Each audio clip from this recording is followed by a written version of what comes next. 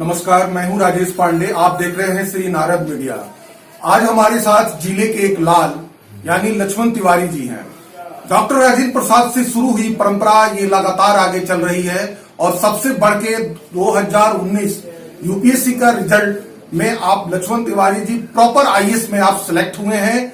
आपका रैंक काफी अच्छा है। तो आज हमारे साथ लक्ष्मण तिवारी जी हैं। मैं हमारी पूरी नारद मीडिया की टीम की ओर से लक्ष्मण तिवारी जी को सबसे पहले बधाई, और साथ ही आपको ये बताते हुए बड़ा हंस हो रहा है कि हम लोग उनके गांव यानी गोरिया कोठी के सैदपुरा गांव में हैं और साथ में उनके पिताजी भी हैं। तो सबसे पहले हम लक्ष्मण तिवारी जी से एक छोटा सा सवाल जानना चाहेंगे। सबसे पहले ये बताइए लक्ष्मण जी, इस परीक्षा के बारे में आपके मन में सबसे पहले कब विचार आया? जी सबसे पहले मैं आपको धन्यवाद बोलना चाहूंगा। इस परीक्षा के बारे में ध्यान मुझे 3 साल पहले आया, तो मैंने 2.5 साल पहले धीरे धीरे प्रिपरेशन चालू कर दी, लेकिन फुल इंटेंसिटी में प्रिपरेशन 2 साल पहले मैंने चालू किया। तो अप्रोक्सीमेटली 3 साल पहले मैंने सोचा था इसके बारे में। आप अपनी स्कूलिंग के बारे में बताइए। हाँ, मैंने अपनी इंटरमीडिएट तक वर्नाकुलर मीडियम में ही पढ़ा हूँ, मैं यहीं से बिहार से ही। और मैं ग्रेजुएशन दिल्ली यूनिवर्सिटी से की है पॉलिटिकल साइंस में, और लास्ट ईयर में ग्रेजुएट हुआ हूँ। और इस साल मैंने सिविल सर्विसेज एग्जामिनेशन क्रैक किया और मेरा रैंक है 176। अच्छा, ये बताइए कि आप जो दिल्ली यूनिवर्सिटी में पढ़ा करते थे, तो आपको ऐसा ये लगता था कि मुझे सिविल सर्विसेज निकालनी है या सिविल सर्विसेज में जाना है, या आप लेक्चर वगैरह में भी जा सकते थे? जी, मेरा पहला प्रेफरेंस सिविल सर्विसेज ही था, क्योंकि मुझे कुछ काम करनी थी सोसाइटी के लिए और अपने कंट्री के लिए, और मेरा बैकअप प्लान था एकेडमिक्स। अगर सिविल सर्विसेज में नहीं होता तो मैं एकेडमिक्स के फील्ड में जाता। आपके सब्जेक्ट क्या रहे? जी, मेरा ऑप्शनल था पॉलिटिकल साइंस। पॉलिटिकल साइंस जी। तो पॉलिटिकल साइंस का तो सिलेबस काफी वास्ट है और काफी अपडेटेड है। इसके लिए तैयारी के लिए आपने क्या क्या किया? जी, पॉलिटिकल साइंस का सिलेबस है, वो जो पेपर 2 होता है पॉलिटिकल साइंस का, इंटरनेशनल रिलेशंस, वो पूरा डायनेमिक है, वो चेंज होते रहता है, हर 2-3 महीना पे चेंज होता रहता है। तो आपको अपडेटेड रहना पड़ता है ताकि आप स्कोर अच्छा कर पाए, तो उसमें मेहनत ज्यादा पड़ती है। अच्छा, ये इस तैयारी के दौरान कितने घंटे आप पढ़ाई किया करते थे? डेली में 10 घंटे पढ़ता था लगभग। इसके लिए आपने कहीं कोचिंग वगैरह ली? इंटरव्यू गाइडेंस के लिए कोचिंग या प्री मेंस के लिए कोचिंग? हाँ, मैंने क्लासेस ली थी बाजीराम एंड रवि से, वहीं से मैंने प्री मेंस की और टेस्ट सीरीज में लगाया था विजन आईएएस से, जीएस स्कोर से और सुब्रमण्यन मैम के यहाँ, और इंटरव्यू में लिया था 2-3 इंस्टीट्यूट और से। सो यही था मेरा। यही था। ये जो अपना बिहार है, ये बिहार से काफी लड़के आईएएस की परीक्षा के लिए दिल्ली में तैयारी करने के लिए जाते हैं। कई लोग असफल भी हो जाते हैं और कई लोग सफल भी होते हैं। तो जो लड़के अभी इस समय तैयारी कर रहे हैं उनके लिए आप क्या कहेंगे? एक ही यहाँ पे मंत्र है, आपको डेली पढ़ना पड़ता है, कंसिस्टेंसी होनी चाहिए और परसिवरेंस होना चाहिए। आप मोटिवेटेड रहिए, डेली पढ़िए और अपना डिसिप्लिन मेंटेन करिए। मोटिवेशन से ज्यादा सिग्निफिकेंट है डिसिप्लिन। अगर डिसिप्लिन नहीं होगा तो मोटिवेशन 2-3 दिन में खत्म हो जाता है, तो डिसिप्लिन चाहिए यहाँ पे। पढ़ाई करने के दौरान आपको ये लगता था कि मैं इतनी बड़ी परीक्षा को क्रैक कर जाऊंगा? हाँ, अगर बिलीफ होनी चाहिए, सबसे पहली बात है। अगर बिलीफ ही नहीं होगा तो आप कभी क्रैक नहीं करेंगे। तो आपको लगना चाहिए कि हाँ, ये मैं कर सकता हूँ, तभी आप कर सकते हैं। आपको ऐसा नहीं लगा कि ये मीडियम, मैं हिंदी मीडियम से पढ़ा हूँ, अब मैं इंग्लिश मीडियम में एग्जाम दे रहा हूँ, तो ऐसा नहीं लगता था कि कॉन्फिडेंस लूज हो रहा है या मैं नहीं कर सकता हूँ? जी, स्टार्टिंग में लगता है, 1-2 महीना लगता है, लेकिन मीडियम कोई इशू नहीं है। आप भी पढ़ेंगे तो 1-2 महीना में आप कोई भी लैंग्वेज सीख सकते हैं, इटालियन, फ्रेंच, कुछ भी। तो मीडियम कोई इशू नहीं था।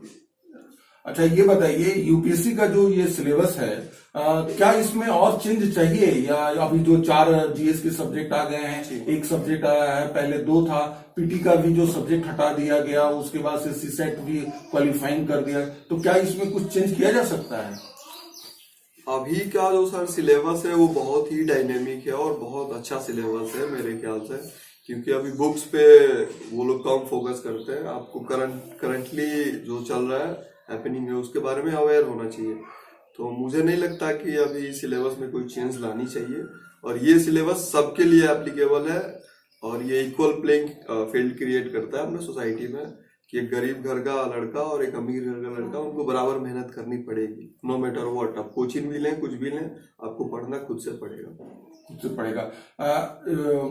जो सबसे बड़ी बात यह है कि आपने जिस प्रेशर के साथ, जिस तैयारी के साथ आपने तैयारी की और एग्जाम क्रैक किया है, इससे ज्यादा प्रेशर आपके जॉब में आने वाली है, क्योंकि आप जानते हैं ट्रांसफर, पोस्टिंग या कैडर जो है वो बहुत बड़ी चीज है। इस प्रेशर के बारे में आपने कभी सोचा है?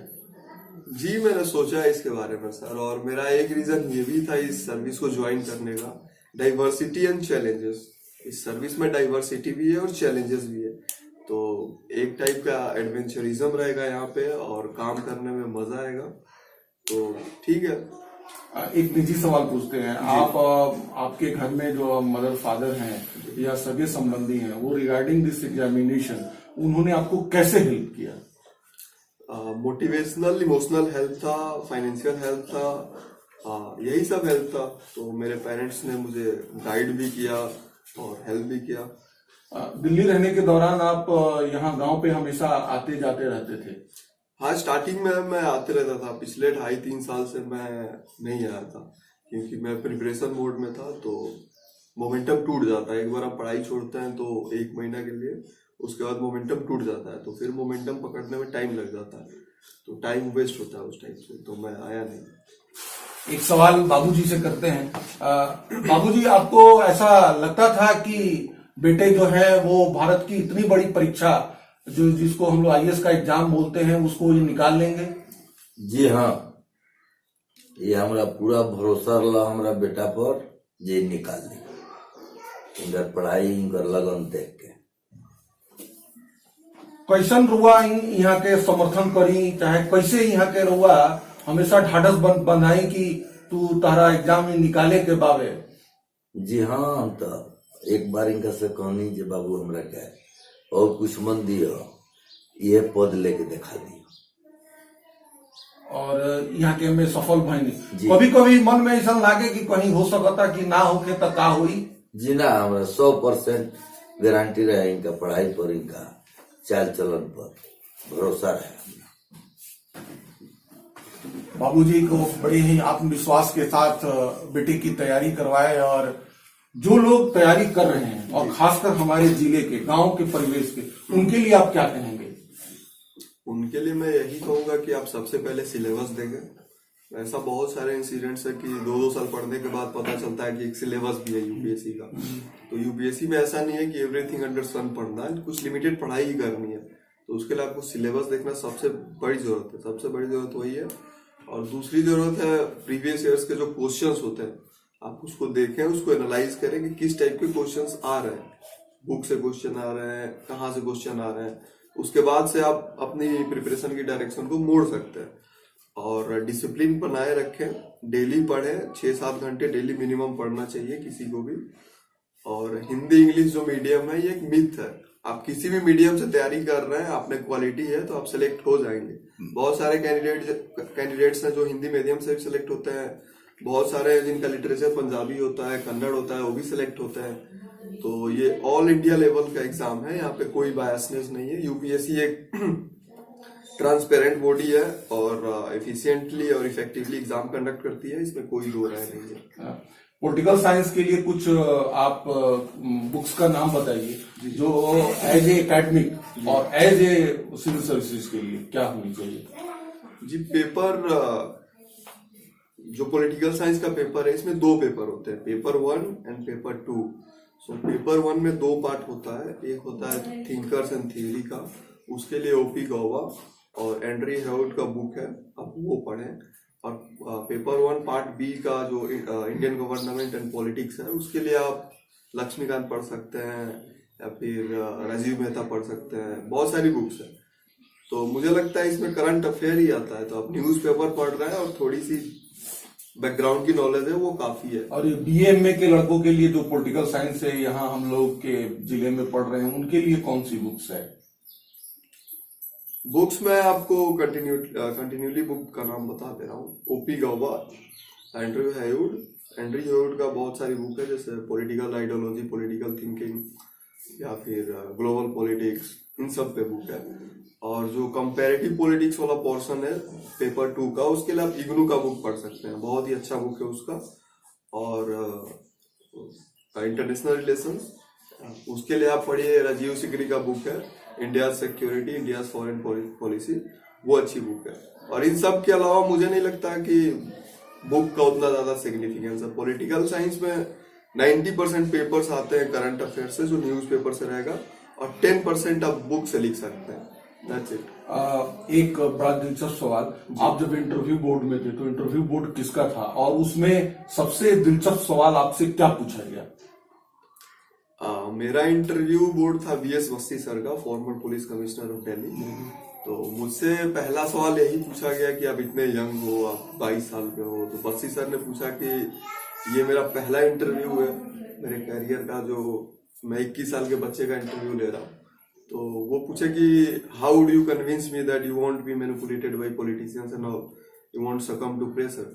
तो मैंने उनको कन्विंस किया कि सर मेरे पास ये क्वालिटीज हैं और इन क्वालिटीज के बेसिस पे मैं ये बोल सकता हूँ कि मैं सकम नहीं होऊंगा। और दूसरा जो ट्रिक क्वेश्चन था वो था, क्योंकि मेरा हॉबी था बर्ड वॉचिंग, तो वो ट्रिक क्वेश्चन था कि आपने कभी कुकू के नेस्ट को देखा है एग्स के साथ?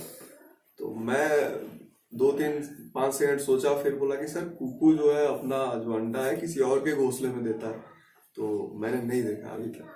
तो सारे हंसने लगे, यही 2 ट्रिक क्वेश्चन थे वहां पे। और टफ क्वेश्चन ऐसा जिस पर आप जवाब न दे पाए हो? हाँ, 3-4 सवाल ऐसे भी थे जो जिनका सवाल आंसर मैं नहीं दे पाया। तो इंटरव्यू में आपको ऑनेस्टी मेंटेन करके रखना पड़ता है, क्योंकि वहां जो 5 मेंबर बैठे हैं वो बहुत ही एक्सपर्ट होते हैं। आपकी उम्र है 20 साल, 21 साल, 22 साल, और उनकी 60 साल की एज होती है। 35 साल काम कर चुके हो। 5 आदमी है तो 300 साल का एक्सपीरियंस है। आप उनको वहां पे फूल नहीं बना सकते। अगर आंसर है पता तो बोलिए, अगर नहीं पता है तो सिंपली बोल दीजिए sir I don't know, that will be appreciated. वो लोग खुश हो जाएंगे कि चलो नहीं आता है, नहीं बता रहे, ईमानदार है। अगर आप नहीं आता है फिर भी बताएंगे ना, तो वो पकड़ लेंगे, वहां पे कुछ नहीं बोलेंगे, लेकिन मार्किंग में कुछ आएगा, तो नंबर नहीं मिलेगा। यहाँ से आपकी एक नई यात्रा शुरू हो रही है। सितंबर महीने में आपको मसूरी जाना होगा, जहां से ट्रेनिंग के लिए कैडर उस समय तक अलॉट हो जाएगा। इसके बाद आप एक नई यात्रा शुरू करेंगे, तब भी गांव आते जाते रहेंगे? जी, अगस्त में मेरा ट्रेनिंग स्टार्ट होगा। तो पहले मसूरी में होगा, उसके बाद हैदराबाद एंड ऑल भारत दर्शन। तो जो फर्स्ट फेज की ट्रेनिंग होती है उसमें कहीं नहीं जाना होता है, उसमें लीव नहीं मिलता है, तो वो 6-7 महीने चलती है। उसके बाद आप घर आ सकते हैं, 1 वीक का लीव रहता है। उसके बाद फिर से सेकेंड फेज की ट्रेनिंग चालू होती है, उसमें भी आप नहीं आ सकते हैं। लेकिन थर्ड फेज के ट्रेनिंग में सर आपको कहीं पोस्टिंग मिल जाएगी, ऑफिसर ट्रेनी आप बन जाएंगे, तो आप घर आ सकते हैं, कहीं भी जा सकते हैं। चंदन है इस देश की माटी, तपोभूमि हर ग्राम है, हर बाला देवी की प्रतिमा, बच्चा बच्चा राम है। ये बिल्कुल सैदपुरा गांव में ये चरितार्थ हो रहा है और लक्ष्मण जी ने उसे साबित करके दिखाया है। आशा ही नहीं, पूर्ण विश्वास है कि आप चीफ सेक्रेटरी के पद तक को सुशोभित करेंगे और भारत के बड़े से बड़े पद को आप निश्चित सुशोभित करेंगे। ये जो परंपरा डॉक्टर राजेंद्र प्रसाद ने डाली है वो लगातार चल रही है और आगे भी अनवरत जारी रहेगी। पूरी नारद मीडिया की टीम की ओर से आपको बधाई, आपने इतना समय दिया, इसके लिए आपको धन्यवाद। चलिए, थैंक यू सर, यहाँ आने के लिए मैं आपको थैंक यू। पापा पापा, सिवान में बड़ा धमाका आ गया है। क्या हुआ? पापा, हाई स्पीड अलायंस कंपनी का नेट आ गया है, आज ही लगवाए वरना कहीं छूट न जाए। पापा जल्दी कनेक्शन करवाएं और फाइल अपलोड और ऑनलाइन नेट खूब स्पीड में चलाएं। तो आज ही संपर्क करें।